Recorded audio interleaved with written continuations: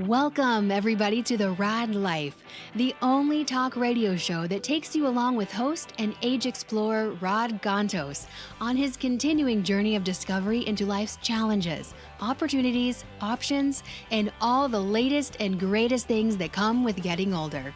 The Rad Life is brought to you this week by Your Home for a Lifetime, a company dedicated to empowering you to stay safely, independently, and comfortably in your own home. And now here is your host, Rod Gantos. Good afternoon, everybody. Can you hear me, Paul? You're coming in loud and clear. I am. Okay, great. So, welcome, everybody. Thanks for joining us for another episode of The Rad Life, as always, on Wednesdays, 12 to 1, on the illustrious Here we are. Orange County, well, infamous, at least, Orange County Talk Radio, right? Boom, boom, boom. We need some dramatic, like almost like dragnet music. I think. Right? Can you work on something like that for me? When I say Orange County Talk Radio, you just go or like Jaws, boom, or something. boom, boom. Nah, nah, we can start singing. Yeah. Well, we are kind of like Jaws on this show. People just don't know what bite we're going to take out of their story. But it's I just really want to thank everybody who has been listening, and I know some people have been listening actually for a long time from far and wide. We've been on the air over 4 years. We continue to have fun doing this, so thanks everybody for continuing to be encouraging and supportive, and more importantly, willing to sit in the hot seat I'm afraid. across from me. Yeah, Diana's like, "What did I do? Did you lock the door, Paul?" They're talking about Jaws. I don't know. It's locked. Oh, yeah. Well, you know what? I'd say it's a jungle out there, but it's worse than a jungle these days. Right? If you're lucky, you're in a jungle.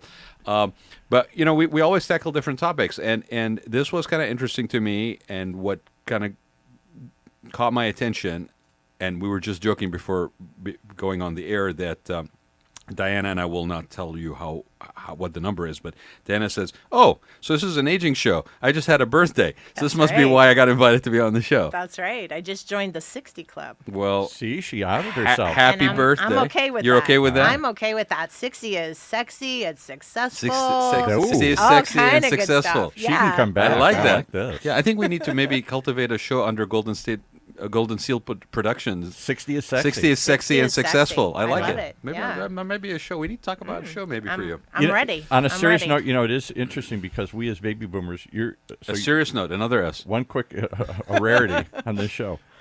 You just Coming turned from you, 60. definitely. Many people, not that long ago, would have thought 60 is kind of you're winding down, you're ready to retire. It's over 62, 65. Slippery you're slope. done. Yeah. I'm a few years ahead of you here. I'm going to be I'm 64. 60 is sexy and I'll be successful. I 64 like in it. in Yeah. a few months. And I'm still going, and I think that's the new baby boomer mantra. We're still going.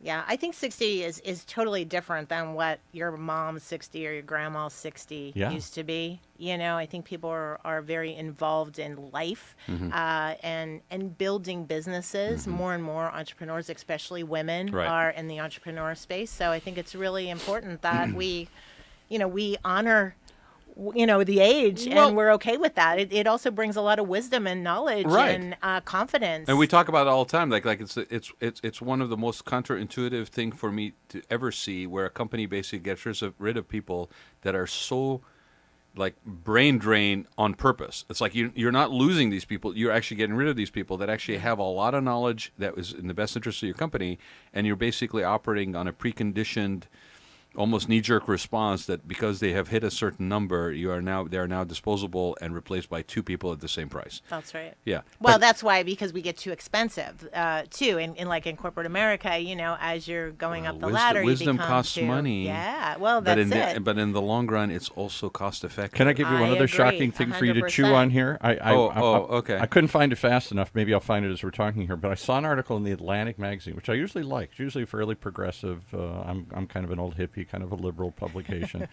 And I was inflamed to the point of canceling my subscription because they did an editorial slamming the old folks running in the Democratic primary. Yeah, this was Yeah. recently. And they basically said, give it up, get out, go away. It's time for somebody new. And I thought, all right, I understand the impulse always for something new and improved, always.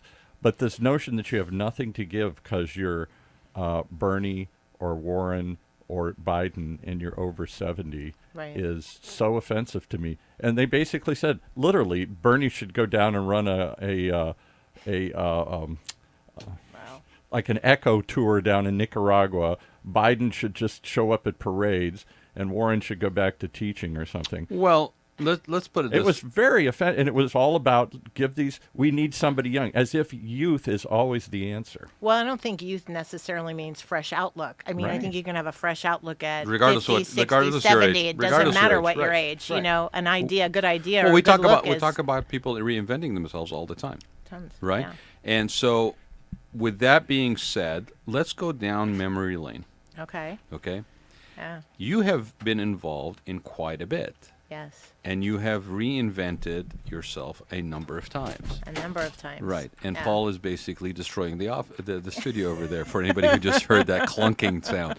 Okay, but He was just so amazed at my resume he was blown away by your resume. So why don't you share your resume with some of the listeners? Because yes, I mean, what appealed to me, Dan, it was not necessarily a happy birthday, by the way. Thank you. Right, but and I will be basically using 60 is sexy and successful. I love it. Okay. I love it. I I, think- only I want think- 20%. That's all. I Just think. Well, no, 20%.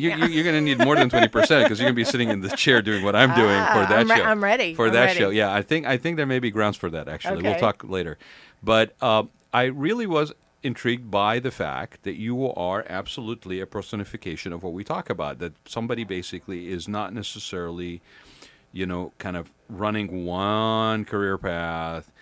Stops basically, kind of like, oh, what do I do now? I'm going to do this for 50 years, right? And you're constantly kind of reinventing and tweaking and continuing to basically find things to be passionate about and be involved in, Definitely. including the eWomen's Network that you basically are managing director for the Orange County chapter. Correct. Right. So take us back memory lane.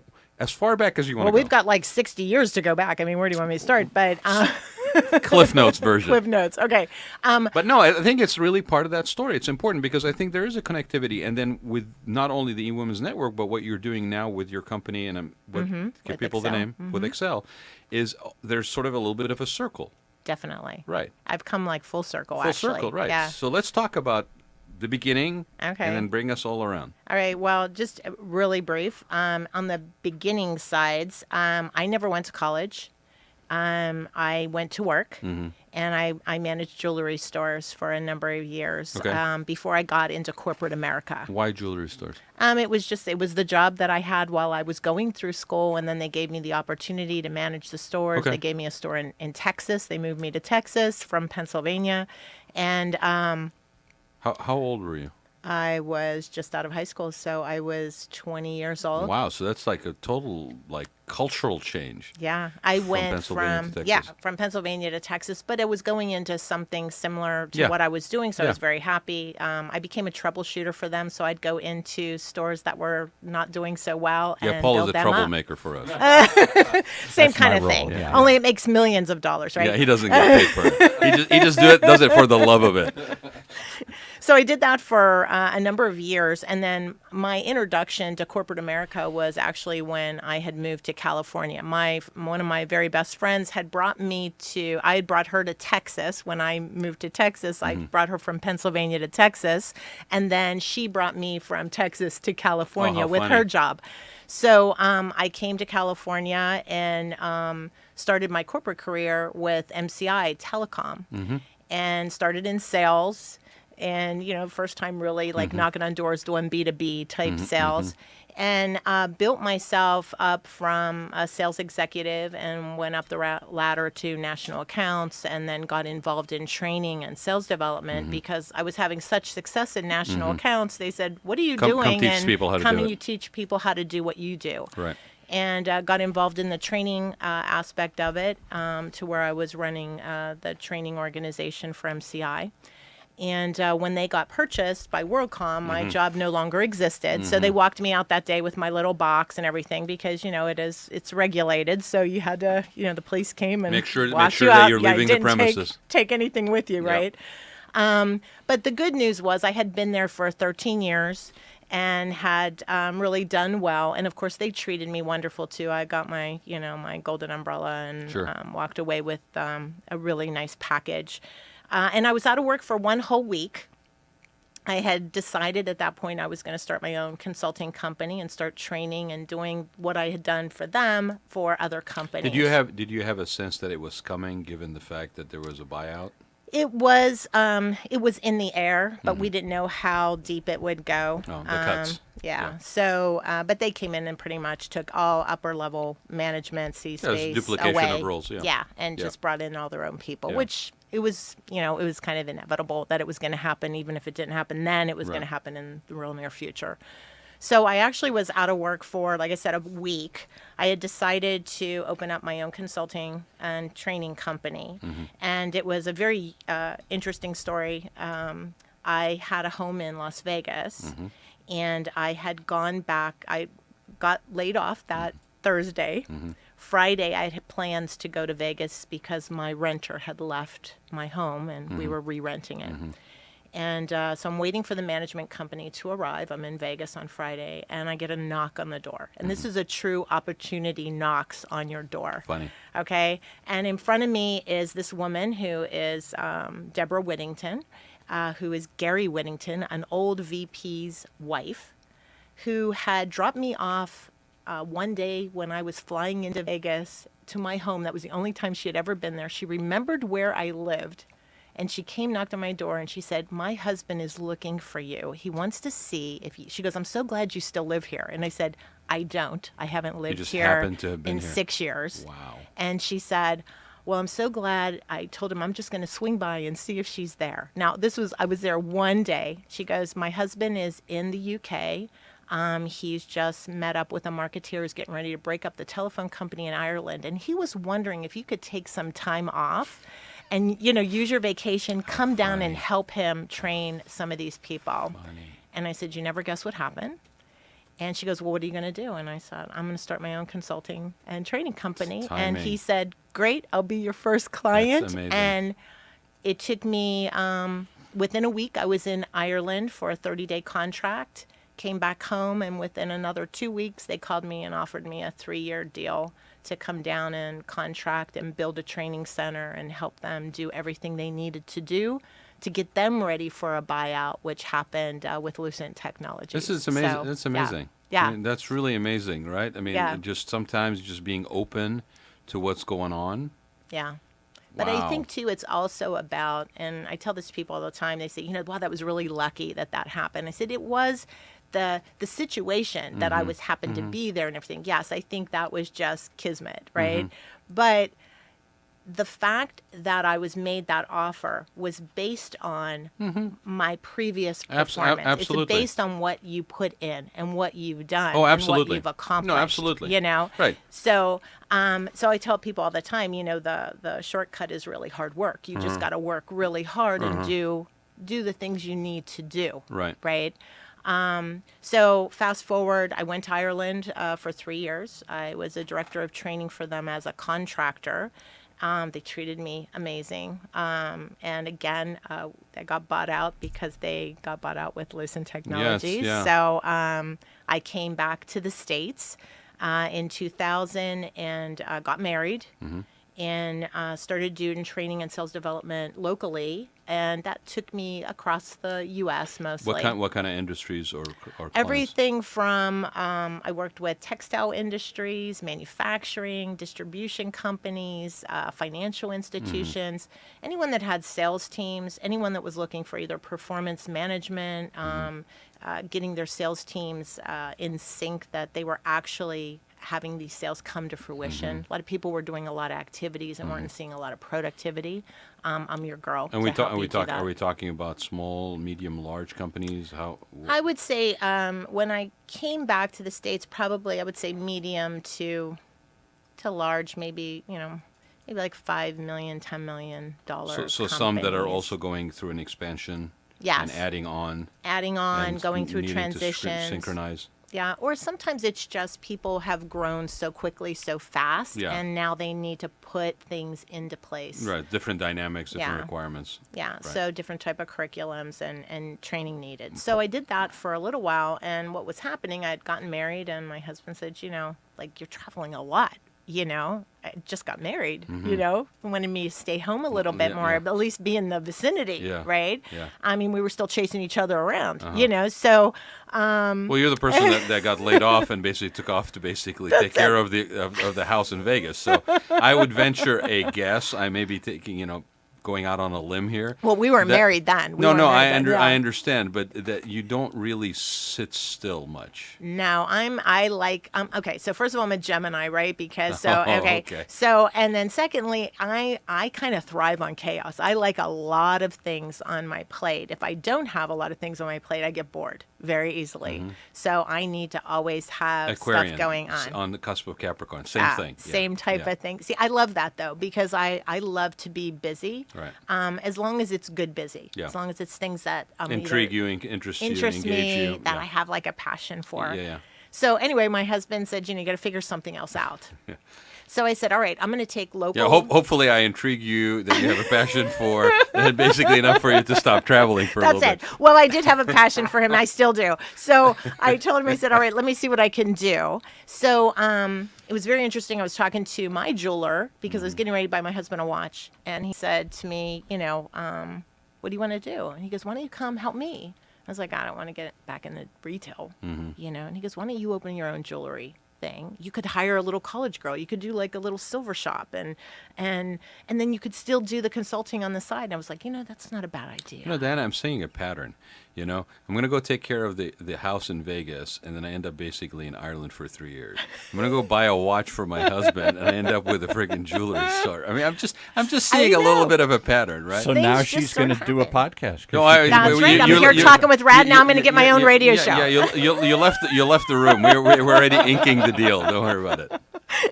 We got a name. We got. That's it. I mean, I think. Well, you know what I think it is. It's looking when there is opportunities Yeah. and being, like you said, open to the possibilities. Yeah, being open you is know? a big part of it. Anything's possible if you really want to do it. Being open to right? receive. Yeah. Yeah. And so, anyways, he made the suggestion, and I said, you know what? I think I'm going to take it. I'm going to do that. So I opened a little silver shop and just did silver and gold. And then I was doing the consulting on the side, but smaller jobs, so it was kind of evening out money-wise. And then all of a sudden, people start coming in and saying, are you the custom lady? Could you do this in gold and diamond? Could you do this? And the next thing I knew, I had a fine jewelry store, and I had it for 13 years. Wow. Okay. And the difference was I had a brick and mortar for a little bit, and then when the recession happened, I moved everything to Orange County. Okay. Because people in Orange County Where still was had the store? It was in the Inland Empire. Okay. And at first it was great because, real estate was fantastic. Yeah. Everybody I had was a banker, a realtor, a broker, Yeah. And when the recession happened, I had about 30, 40 clients that were in the Orange County area that had been referred to me over the course of time and said, you need to come to OC. We lost our millions too, but we still have more, right?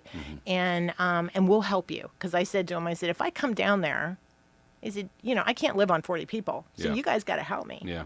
And I have to say they did. All my clients That's stepped awesome. up, and my entire business was built on referrals. Well, and you asking, like being very clear and willing to ask, like, hey, if I'm coming to do this, I need your help, That's it. versus just not Well, I think asking. people always want to Well, help, people- right? Yeah, but a lot of people don't ask.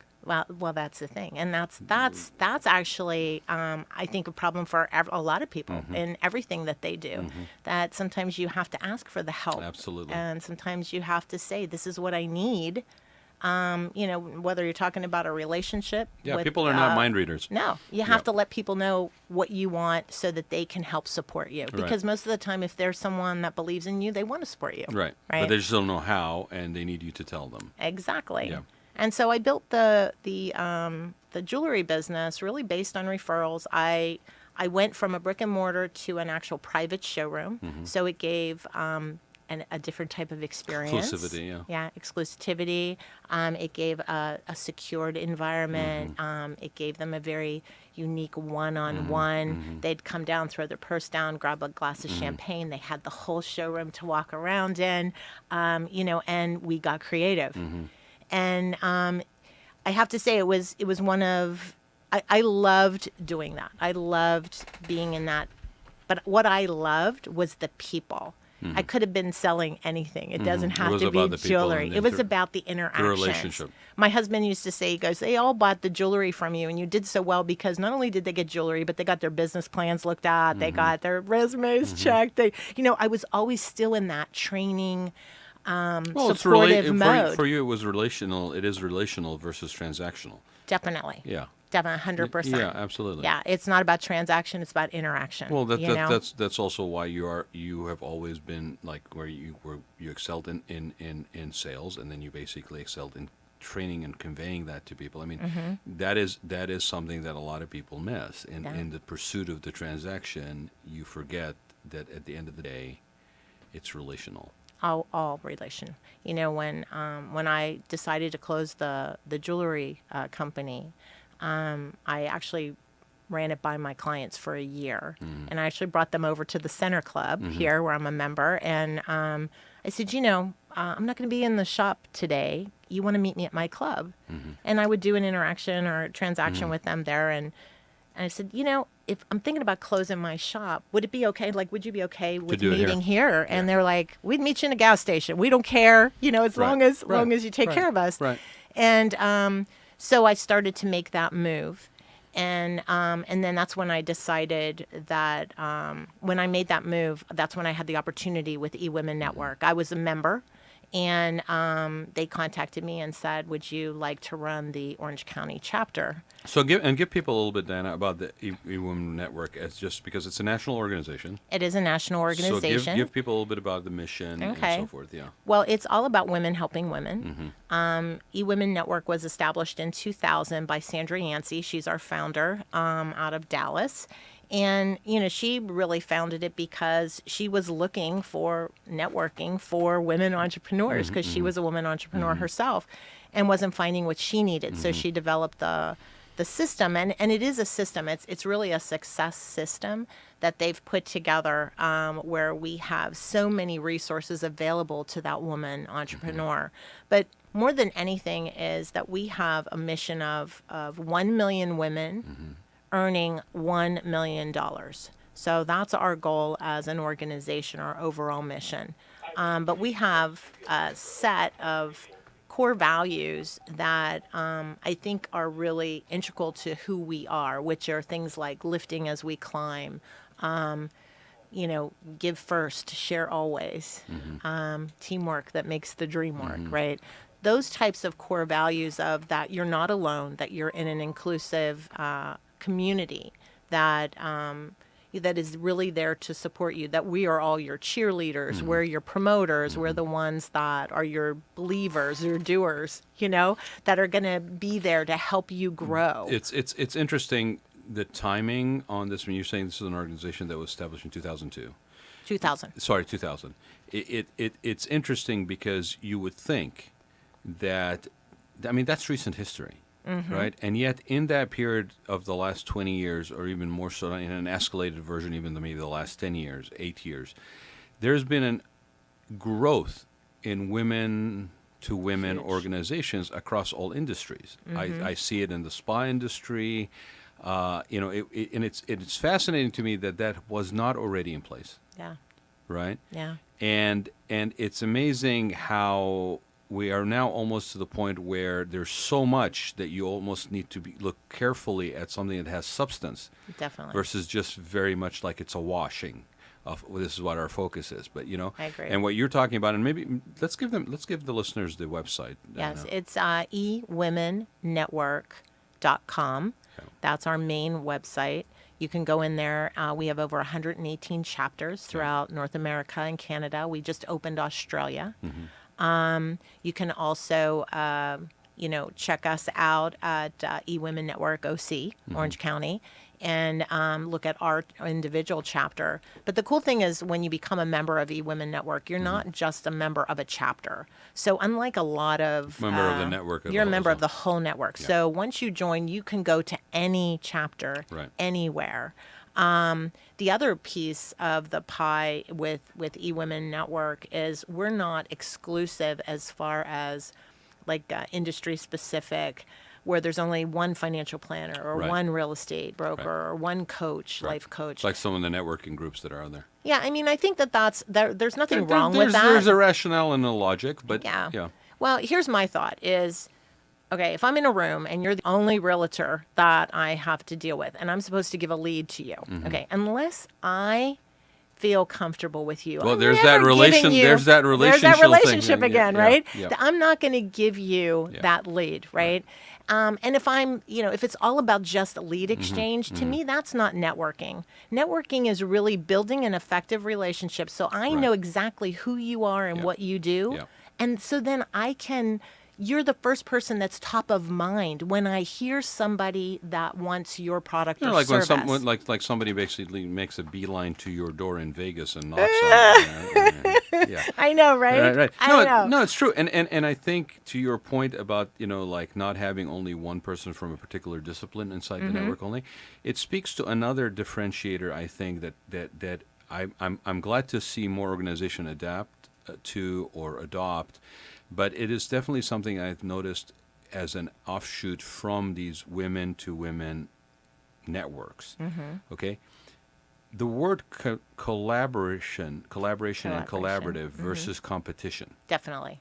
Some of the other organizations, because it's transactional, because the benchmark and the quantifying of of whether it's successful or not is based on the transactional versus the relational, which we live in a society where everything is measured by quarterly results, right? Yeah. Relationships have a little bit longer return on investment model, right? Right. Yes. And yet it's a lot more sustainable model if you establish it, right? It's a lot more loyalty-based model if you establish it, right? Definitely. But it's also it's also an inclusive versus exclusive. And so it's really interesting because, I think I notice more collaborative spirit. Definitely. Right? Yeah. And I actually credit a lot of the women organizations that have popped up in the last 20 years as bringing that into the matrix of how networking happens. Before, it used to be a lot more, I'm defensive, I'm protective of my territory, I'm not sharing leads, and it's not a rising tide raises all ships. It's more of a, I'm going to make sure that I'm good, and then if I feel generous, I'll pass on something. Well, we think, and I agree with you 100%. It's just it's a different dynamic. It totally is. And I think, if you're a woman and you're out there listening and you've come from corporate America and you're my age, at some point in time in your career, you had to scratch and beg to get that position because there was only one seat for a woman, at that time. Now it's a little bit broader, still not great, but a lot broader.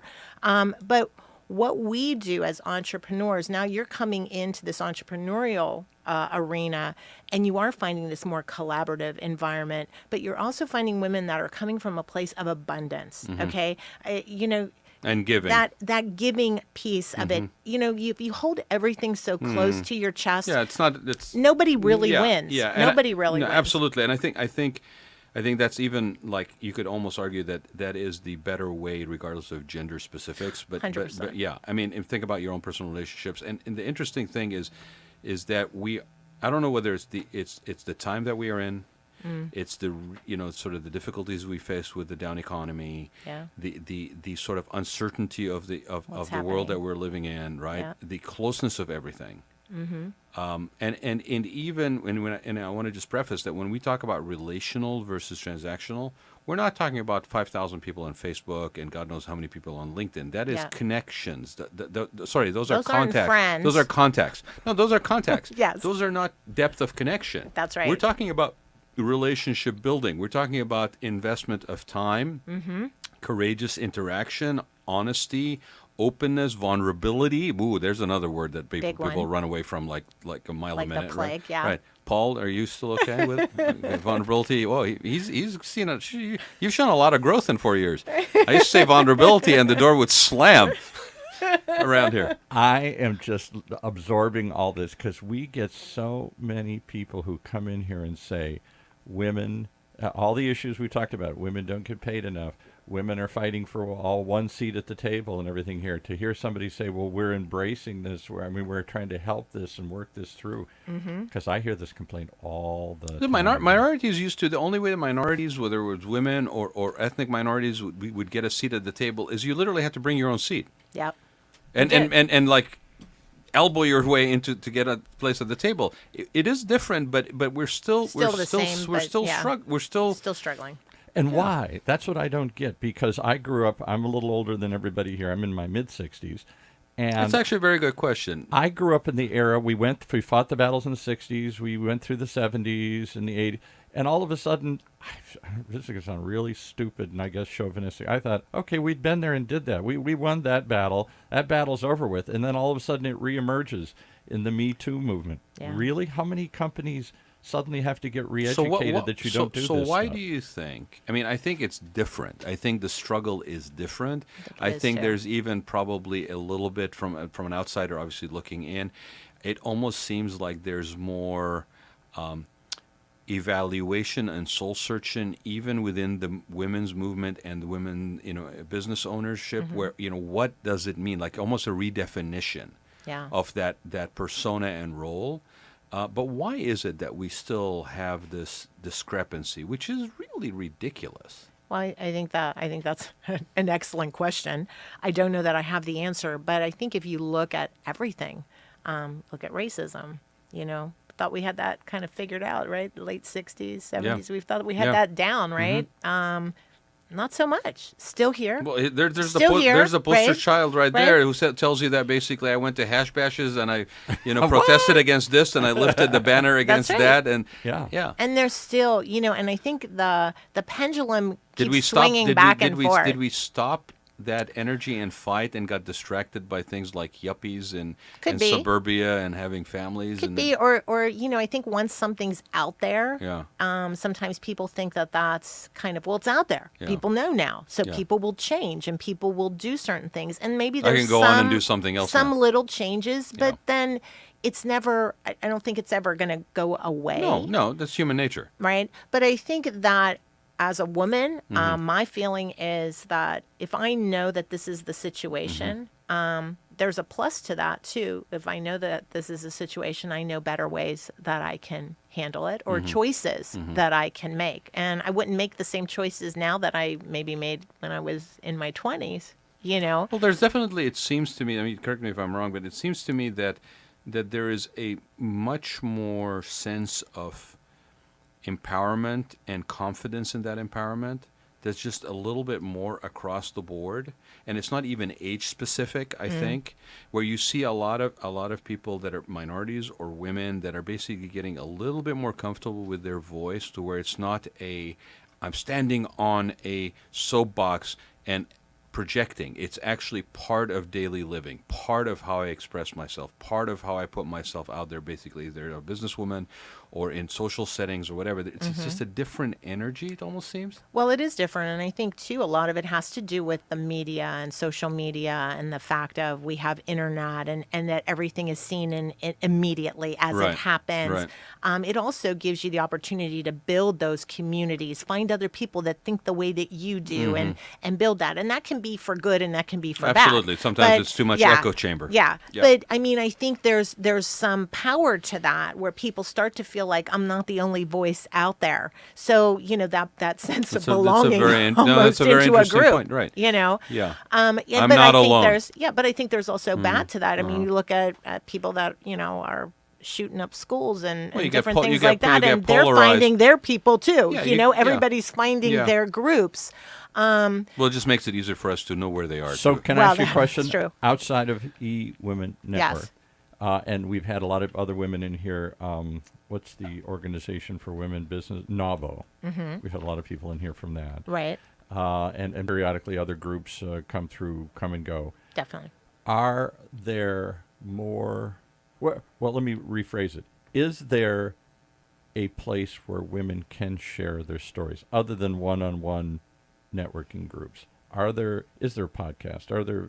Is there conferences? Are there places where women can go discover that they're not alone in this journey and just tell stories, share each other's Definitely. problems and I everything? think there's a lot of women out there right now. I know there's a number in our group that have podcasts and stuff that are sharing about and- who they are and why they've chosen the paths they have. And now they're out there helping other women to move forward. Courageously, vulnerably, authentically. That's a big word for me. I mean, we also live in an echo chamber of noise, and so sometimes it's hard to discern the voices that are really worth paying attention to. Right. But they're out there. And Yeah. they're trying to make a difference on their own terms, this is what the on their own terms is the thing that's very appealing to me. Is it almost seems like there's more comfort. There's more comfort in just basically taking that path, whatever that is for you, and basically just owning that space. Yeah. Right. So let me ask you Yeah. one other hard Yeah. question, and I hope this doesn't come across as offensive, but my wife used to say this for a number of years, and I've heard a number of other women come through and say this. And I just met your wife recently, so She's a firecracker. Yeah, she said a lot of stuff about you, but Here's what she was in business for a long time until just recently, and she's retired now. And she said, as much as women say they're out to help each other, her experience was the opposite. Because maybe there was a feeling of scarcity. There was only 2 seats left, and by God, I'm going to take it. Her toughest critics, her toughest bosses were women and not men, who didn't mentor her or didn't support her, or not just her, but other women around. And we've heard this over and over again. And her biggest disappointment, whether you like Hillary or not, the notion that women did not view that as important to elect a woman to president. I agree. Whereas I'm an Irish Catholic. When the first Irish Catholic broke through, whether you like Kennedy or not, we were all voting for him. When the first African American broke through, for all those waiting for that moment, people voted for that. Yeah. When the first woman finally made it to that point, the majority of women went, it's not important to me. Yeah. I don't take that as a negative, though, Paul. I think there's a lesson there that the women's movement actually tried to teach us by doing that. That it was not about Tribal. the label or the box. It was about the quality message. of the person and the message and what they stood for. If you really want to look at it from that light, you would realize that we are actually better off for the fact that that particular minority group, or not minority group, I don't even know why we call them women minority groups. They're in some places they're more than men, but basically the women Those out of power. the Yeah, women right. movement that basically looked at that situation, and it was an interesting thing to play out. I mean, when you had people like Gloria Steinem basically like chastising other younger women for not blindly supporting Right. a woman. That's I mean, my wife's I'm position. like, wow, talk about a women's movement kind of not imploding on itself, but definitely re-examining its priorities. Right. Right? It was a very interesting. I thought it was an interesting, chaotic. You said and- you like chaos. I'm a believer in out of chaos comes order, and I Yes. think that was a moment of out of chaos comes order. And the argument Hopefully is, in the well, end. it was Hillary, and people didn't like Hillary. Okay, I get that too. She was never the most popular person in America, going back to when she was the governor's wife. But you see it again. There's a whole slew of women candidates running, more than have ever run, and there isn't a groundswell to elect a woman to highest office like there has been to break through every other Well, barrier. would you say that? I mean, obviously there is a part of the women's movement that basically would support based on gender, but I really think that unlike men, women also have the ability to really be more discerning. Like, it's really not about the gender, it's about the quality and the person and the job that they're being brought in to do. And I think they have a little bit more clarity to see that. Well, I think everybody should be. It's not in clannish. that. Absolutely. in I agree. that- I agree too. I mean, would I have liked to seen a woman become president? 100%, yes. Do I think that we're in that time where we're going to see that? Yes. Yeah. Definitely. And I would have loved to see that happen. But ultimately, I think it's no matter what happens in this next election, and no matter who winds up Right. being the candidates, it's going to be looking at what the issues are and who The best do person. who do I feel the most comfortable with that's Absolutely. going to lead our country in a Absolutely. good space. Yeah. And and take care of some of the issues that we have, and who do I think is going to be the best person. And it doesn't matter whether it's a man or a woman. Yes, my preference. I would love to see a woman because I do think that we would take the responsibility and the job and take it in consideration a little bit differently You than would- a man. a- I think a- it would definitely be absolutely. taken So differently. let me give you a different take on it. Well, hold- Okay. To leave politics aside, Okay, leave politics California aside. was one. I think it was in California here, where they're trying to either pass a law. They're trying to pass a law that says a certain number of corporate board seats must go to women. Warner Brothers hired a woman for the Yeah. first time ever in its long Women on boards. on boards. Is it important to just to reach a certain quota to pass through a glass to break that glass ceiling? It's almost like an affirmative action. Yes. I do think that it is necessary because I don't know that it would happen organically. I think that it does need to happen because I think those voices need to be on those boards, and I think that will change a lot of the playing field of some of these companies and bring so much more value to the discussion, where it's not just one group's voice. So I do think that there is a place for it to say, yes, you must have so many women on board. I mean, it's almost like you could switch it around. As long as they're qualified Yeah, women, and absolutely. I'm not saying just put anybody, but you want to have the same criteria. Yeah, I mean, income inequality is another one. I mean, we should be talking about that. There's absolutely no reason for income inequality. If a job is being done and it deserves a certain compensation. Why is that even an issue anymore? I mean, Well, because I mean, I know it is, and I know it's Yeah. real. I'm It's just ridiculous. stunned. yes, because things of that nature become inbred cultural elements in a company. There is basically a hierarchy. There is a this is how we have done it. I mean, you take it on everything from school segregation to whatever. This is just how we have done it. This is what we do. Nobody wants to basically be the person who sticks their neck out and does it differently. So you have to have these conversations. I mean, why is it that we have an aversion to diversity? We have an aversion to diversity. Forget about on a gender basis. Right? Oh my God, somebody's skin is a different color. Somebody's language is a different accent. I mean, it's not even, immigrant, non-immigrant. It's southern, east side and west side of the Mississippi. I mean, it's like, it's always been inbred. And part of this is human nature. This is a part that will always be there. But to try to rise to the betterment of ourselves, where things like income inequality, equal representation, or at least a diverse enough representation. That kind of diversity is actually is an empowering positive, not a negative that we should be shying away from. I completely agree, but I guess regardless of political parties, it's got nothing to do with political parties. No. I'm Definitely. stunned about the equal inequality in pay, though. One, because I didn't know it was still persisting. What do I know? I haven't experienced it, so I somehow thought that had been closed a long time ago, and clearly it hasn't been. And the underlying rationale or the underlying reason that was given in the 60s, I remember it well, was I could pay the woman executive thing because she's going to quit and have children. The man, on the other hand, is doing this for life and for a career, and he's probably the sole breadwinner, so somehow he needs to make more. The woman doesn't need to make as much and maybe isn't as committed. And tonight we'll be watching Father's Knows Best, right? I mean, absolutely.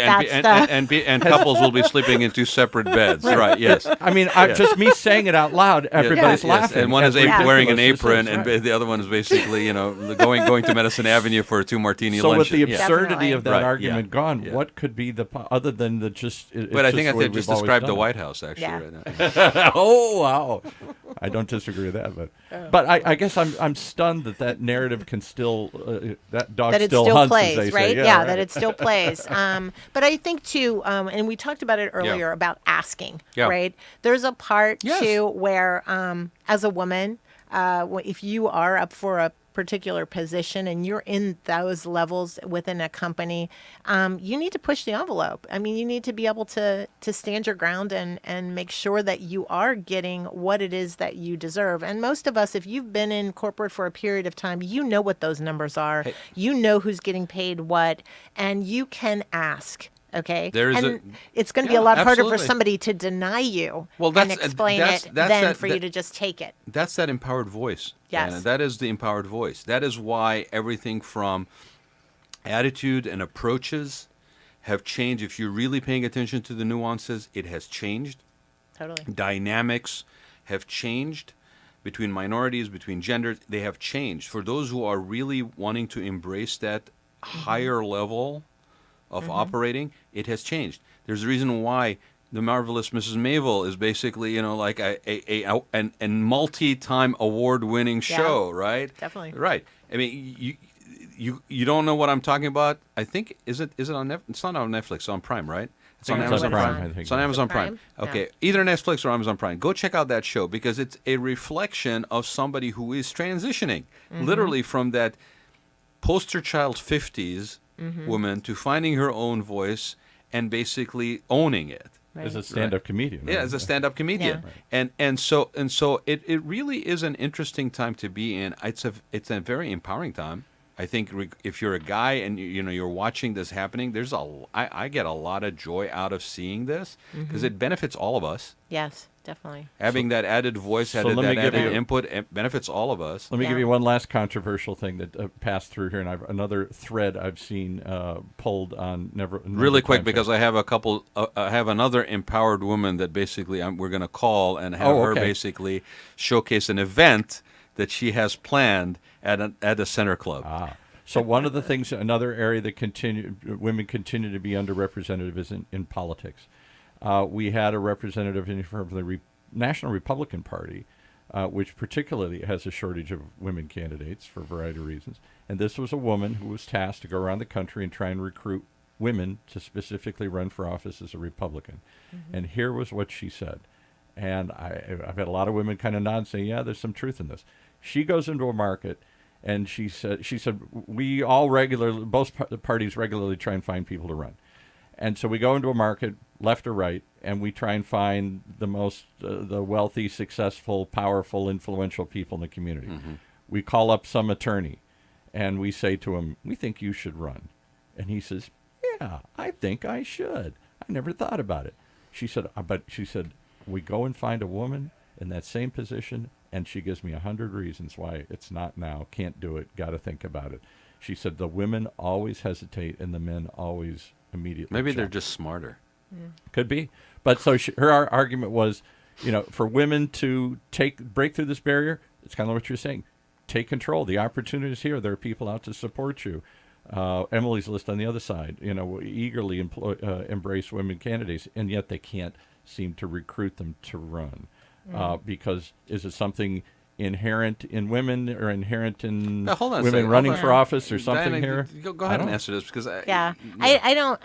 I guess. Okay. Here's my thought: is I hear these types of things, Right. and it kind of rubs me the wrong way Yeah, because yeah. that's a certain thought process Yep. of a group. Yep. To me, I don't think that that's necessarily reality. I think that's someone who's saying, well, I tried to find somebody and I couldn't find them. Right. Right. Right. So here's why, because everybody thinks like this. So if you're going in and you're trying to find somebody to recruit and already in your mind, you're thinking that this is the way it not is, gonna work, that's, yeah. that's who you're going to attract. Well, Those are the people that are that's going to come to interesting. you. Okay. Right. Number one. Yeah. Number two, I think we can figure out all the reasons why we are still back in the dark ages on some things. Yep. But the key thing is what can we do to move forward? How as women can we take those reins and say, this is who we are.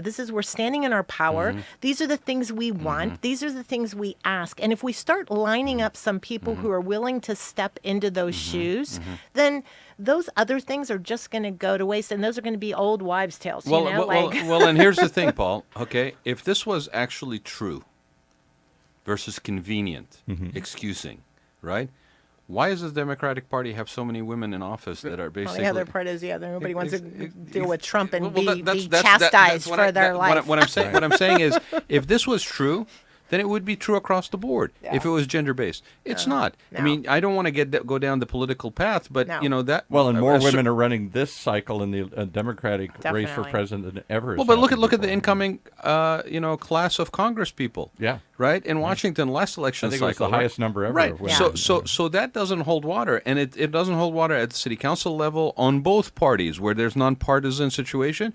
You look across Orange County alone. Yeah. A lot of seats on city councils are held by women. Well, that was one of the reasons she was here, because this was the exception to the rule for the Republican Party. They had more women in office in Orange County at one time than anywhere else. So that undermines the whole rational logic, because if that was the case, this would play out the same way. Yeah. It doesn't play out the same way. But I it's have just had- it's excusing. I It's have brought excusing. this- It's making the theory fit the facts, or brought- facts fit the theory. I have brought this up to other women, though, in this chair. And I've had other women executives say, yeah, women don't react. Women don't jump like men do. Women have a lot of other responsibilities. Still have a house. I'm and sure everything. she. But whoever not jump, that person not is, jump like men do doesn't mean they don't jump. Yeah. I don't want to jump like a man. I want Right. to jump like me. I Like want you. to jump like who Exactly. I And am. that's- and right? that's- and What was that's- that? Remember that commercial? They said, do you want to throw Yeah. like a boy? No, Yeah, I want to throw like me. Yes. You know why? Because I throw really well, right? right. I know how to throw. I mean, okay. All right. So yeah, you pitch as you, not as me. That's it. Okay. All right, I'm trying to stir things up, but I'm not getting anywhere here. Okay, so Starting trouble. So speaking That's what it of is. speaking of pitches, Speaking of Yes. trouble. okay, please dial the number that I'm going to give you right now. Okay, go ahead. Okay, take us to a commercial for a minute. Yeah, let's go to Yeah, because let's we go don't to give up the commercial. number over the air here, right? Imagine what it would feel like to lose everything: your job, your home, your family, your dignity. This has happened to thousands of the men, women, veterans, and young adults we serve at Working Wardrobes. What do we do to help? We provide career development services, life skills workshops, job skills training. We provide the perfect interview outfit, and we get clients placed in jobs. Call Working Wardrobes, 714-210-2460. Donate, volunteer, invest, hire. I'm on the observation deck of the Empire State Building to demonstrate how much material Waste Management recycles. As North America's largest residential recycler, last year alone, Waste Management recycled 12.9 million tons. How much is that? Let's do the math. Carry the 6. It's enough to fill this building more than 27 times. With experience like that, we're bound to have a program that can help your business recycle. Talk to Waste Management or visit thinkgreen.com. Okay, so we got a little heavy there, and I needed to take a break, so we went to commercial, right? I'm the provocateur. But I'm it's really supposed to funny shake on things this up. show because things kind of set themselves up very nicely for me. So just before we went off the air for a commercial, And we were everybody hit talking me about when we I were got off talking the about air. yeah, we did. We took Paul in the corner and we beat him up, but not as a man would beat up a man, as a woman. As a woman. No, there was no abuse. There was no abuse of control person or programmer on the making of this show. But what we did do is we start talking about, like, why should a woman be pitching like a man? They should be pitching like herself, right? And then this sort of mindset of the fact that we compare things as, why are so many men willing to run for office? But when women are asked, some of them will say a million reasons why they won't do it, right? And then we kind of poo-pooed that, and we didn't agree with Paul. We thought he was kind of like, a little archaic and, Neanderthal in the corner there. But it's okay. We love him. He's a curmudgeon. But speaking of which, since the word pitch came up, Yes. okay, Time to pitch. I wanted to get a little lighter, and I wanted to bring somebody on board that has been on the show before. Okay, Ingrid, are you there? I am here. Thanks for having me again. You are welcome. And Ingrid, I hear you have something to pitch. Something to present to the general community, especially the old guys listening to these old guy shows. Ignore anything Paul says. Something to pitch. What do you have to pitch? Well, I'm pitching to the 40-plus women and gentlemen out there that are looking to meet someone special. You know, we get inundated with the swipe right, swipe left, and social media, and it's just, some of us are a little old school like me. So my girlfriend and I are hosting a sophisticated singles mixer for the 40-plus, and it's at the Center Club tonight in Costa Mesa, 650 Town Center Drive. We are having food and drinks, and we're having some interactive facilitated activities, And it's just going to be a lot of fun. So, there's a lot of us out there trying to meet that special someone, and so we're just trying to push it along a little bit. So if you're listening and you want to meet somebody special, the Center Club is a really special place. It's over by the Segerstrom Center. It's very sophisticated. Classy, sophisticated, absolutely. It's going to be a great time. And how much? Is this free, or was there cost involved? It's $50 per person. Yeah. And if you bring someone of the opposite sex, because we're trying to encourage that, so we have the same amount of men and women. Right. You can bring a coworker, a brother, a cousin, a neighbor. Then your tickets are $45. So it's $50 per person, but it's well worth it.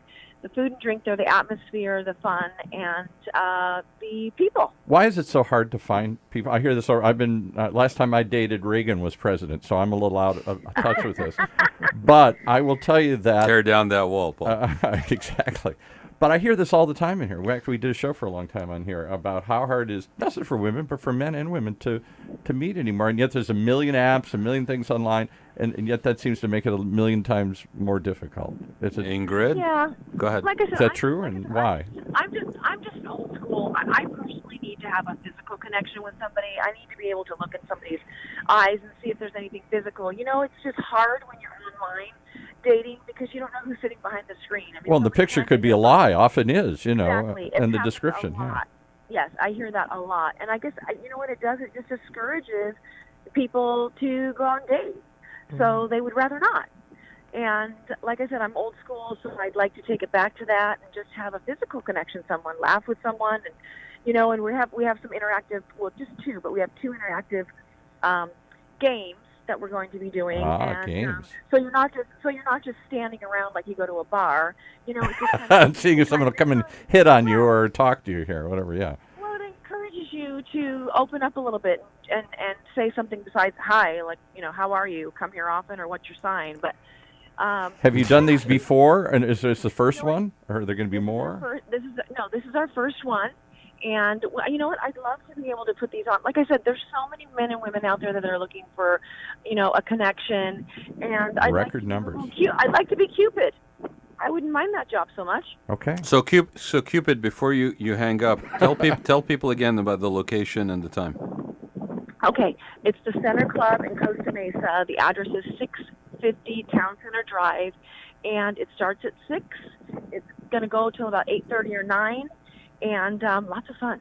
Are you including valet parking? Uh-oh. Well, valet parking is separate. Okay. And are you going to card people if you're too young or too old? I was just going to say, well, listen, we're not carding people because, there are some men that like younger or other way around. There's young men that like older cougars. Yes, right. We are encouraging that as well, so there is no carding going on. But like I said, it's our generation.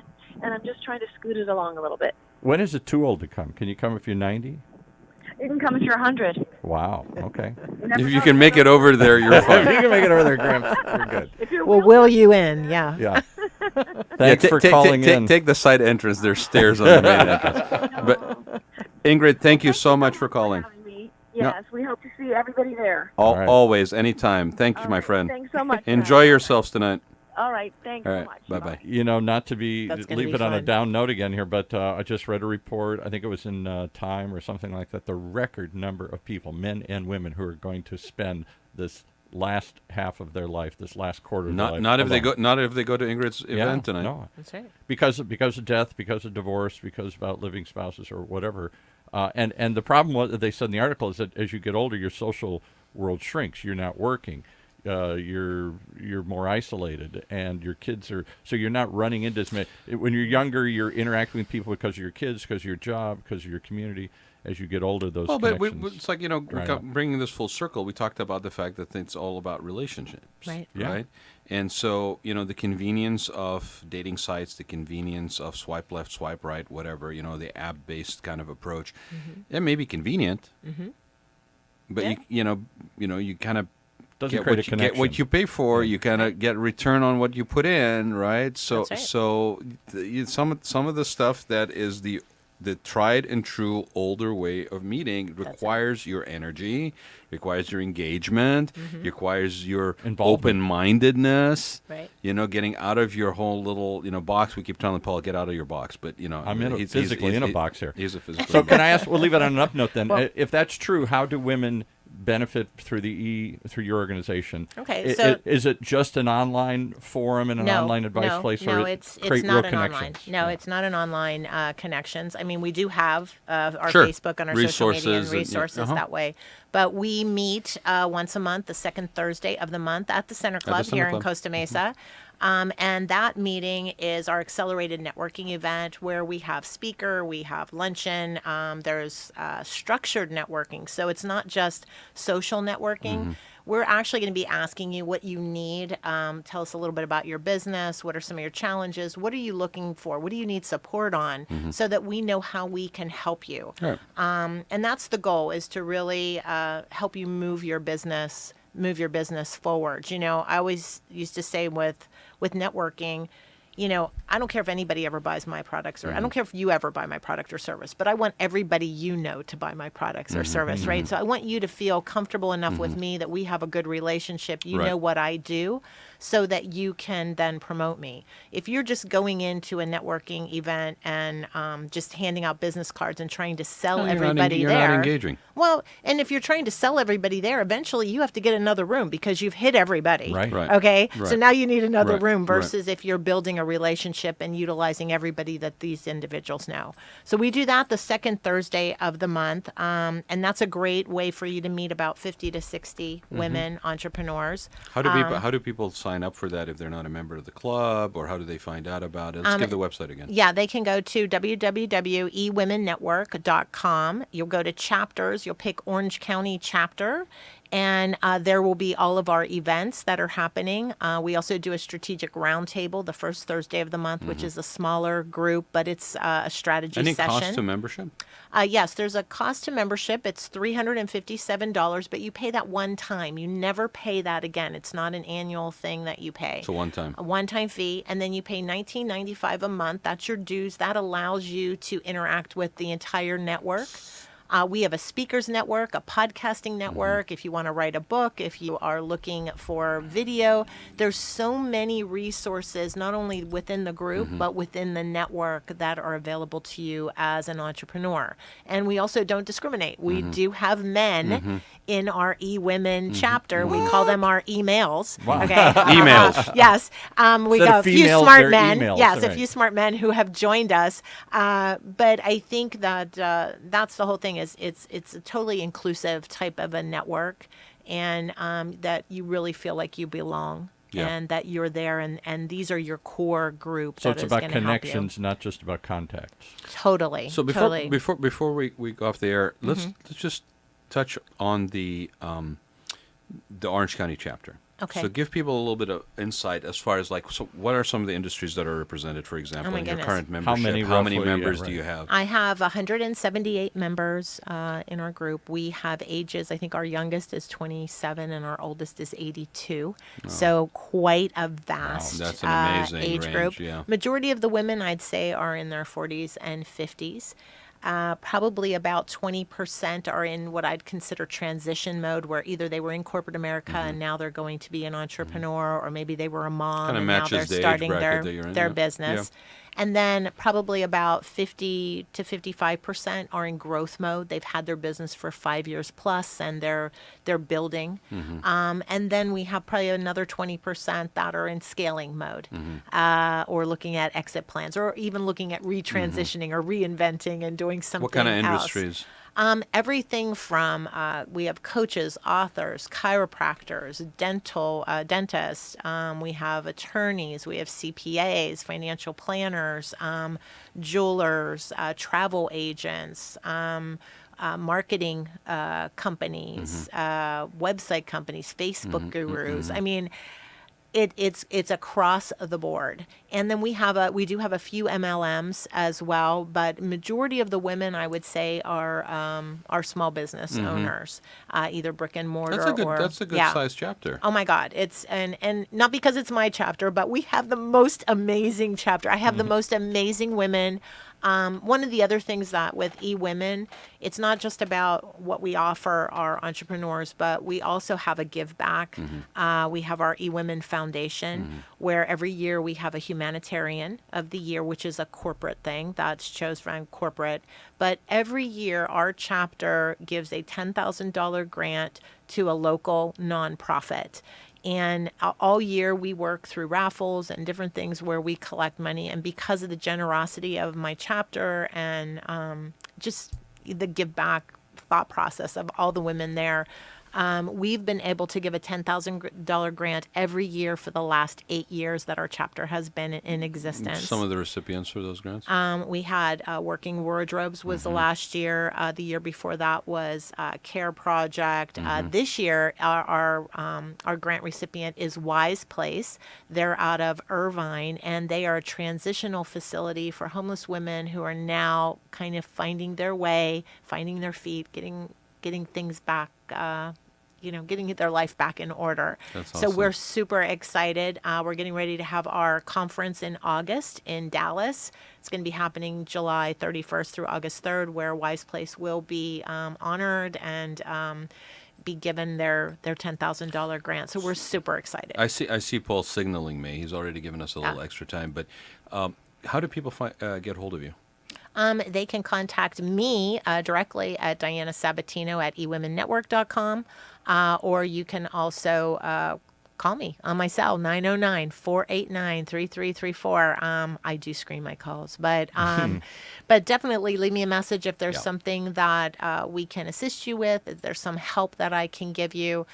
Everything on eWomen Network is on the website, so you should be able to get most of your answers, but reach out. And I'm what's more the than website? happy to answer. www.ewomennetwork.com, and then just go to chapters, Orange, and it'll do a drop down and just pick out Orange County. And you'll be able to see all my contact information there as well. And for those who are interested in your services as far as sales training, Yes. give them the website for your Okay. other business. Yes. Excel is Excel Performance. www.excelperformance.com, and it's EXSELL performance.com.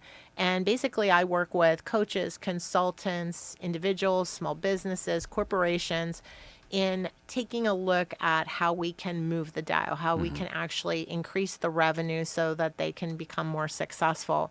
But taking a look at how you're attracting your clients, what things you're putting into place, what is that sales conversation or messaging that you're delivering, and what do your packages and services look And like? if you're in a product and service industry this day and age, and as the economy does its own little fluctuations that we're going through right now, Definitely. this is super critical. So, and if Well, you don't have if you don't have sales, you must master sales. If you want to master your business, you have to master sales. If Right. you are not selling, you do not have a business. Correct. You are just in a very pricey hobby. Okay, so you need to You be heard it making here. money. You need to be making money. There's nothing wrong with Are you in business monetizing. or do you have a pricey hobby? That's right. That's right. you guys pick. There's nothing wrong with Nothing making wrong with money. money, And I money. say this to all the women out there. There's nothing wrong with making money, because good people who make good money do good things, right? And poor people can't help poor people, right? So you have to make money then. And if you have something that is of value and you have a service that you have such a passion about that you became an entrepreneur, that you need to make sure you're getting it into these individuals' hands so that Yeah. you can serve your public and that you can make the impact that you dream of making. And continue to feel passionate about what you're doing. Definitely. So, 100%. you know where to call to I get love your it. act together. Yes. Call me. Thank you. Thanks for Yay. being here today. Thank you. You have been listening to the Rad Life Radio Show with your host and age explorer, Rod Gantos, brought to you on the one and only octalkradio.net. Join us again next week as we continue our journey of discovery into life's challenges, opportunities, options, and all the latest and greatest things that come with getting older.